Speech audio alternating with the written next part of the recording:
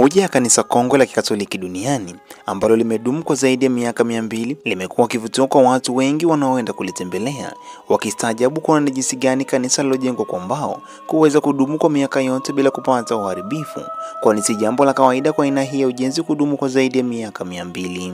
Kanisa hilo lilijengwa mwaka wa 1806, hivyo mpaka hivi sasa mwaka wa 2025 kanisa hilo limetimiza miaka 219. Sean Maro, mwalimu wa historia wa shule sekondari ya eneo hilo, ndiye mwenye mamlaka kuu juu ya urithi wa kanisa kongwe zaidi la Katoliki magharibi mwa Alness nchini Ireland. Anaeleza kwamba ilichukua familia 30 za baadhi ya watu wa Ireland wanaoishi katika eneo hilo miaka 2 kujenga kanisa hilo la chumba kimoja, na kwamba alipofunguliwa mwaka wa 1806 halikuwa tu nyumba yao ya ibada, bali pia mahali pa kukutanikia Wakatoliki wa Ireland kutoka maili nyingi. Anasema kulikuwa na watu 4 ambao walipewa jukumu la ujenzi wa kanisa, na walitoka katika njia 4 tofauti kutafuta fedha za kujenga kanisa na kununua ardhi. Mchango mkubwa zaidi ambao ulitolewa ulikuwa $2 ambao ni takribani $50 hivi leo. Na watu hao 4 waliporudi, kila mmoja alikuwa akisimamia ukuta mmoja. Kwa hiyo walikuwa na siku ambayo walitoka na kupata watu wengi kama walivyoweza na wakajenga ukuta. Hapo ndipo kanisa hili lilipoanza.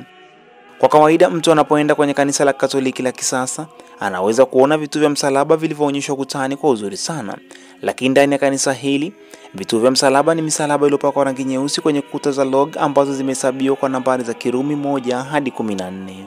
Bila shaka kadri jumuiya ilivyokuwa ndio uhitaji wa kanisa kubwa zaidi ulivyoongezeka. St. Patrick nyingine ilijengwa mwaka wa 1840, lakini ilisimama kwa miaka 30 tu kabla ya kuungua kwa moto.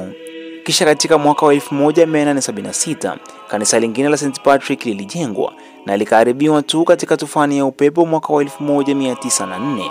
Hatimaye kanisa lingine la kudumu la Mtakatifu Patrick lilijengwa mwaka wa 1930, lakini bado kanisa la zamani la Magogo tangu mwaka wa 1806 liliendelea kuwepo.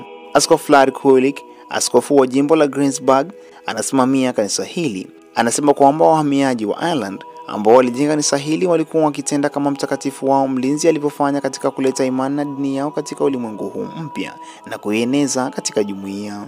Askofu Kulik pia anasema kwamba kanisa hili ni ukumbusho mkubwa kwamba imani na dini haziwezi kupatikana tu katika makanisa makubwa, lakini inaweza kuwa na uzoefu katika uzuri na urahisi wa jengo dogo la chumba kimoja. Ingawa inarudi zamani, bado kuna hisia ya maisha marefu na urithi, alisema Askofu Kulik. Tunapofikiri kuhusu Mtakatifu Patrick na urithi ambao ametoka kanisa la Kikristo, tunapofikiri juu ya jengo hili, tunafikiri juu ya kile ambacho tumerithi kama zawadi ya imani.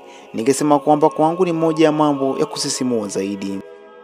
Ulikuwa nami Petro wa Samson, na hii ni Catholic Moshi Online TV. Asante kwa kuwa pamoja nasi. Kama bado hujajiunga nasi, usisahau kusubscribe, like, comment na kushare katika channel yako pendwa ya Catholic Moshi Online TV. Asante.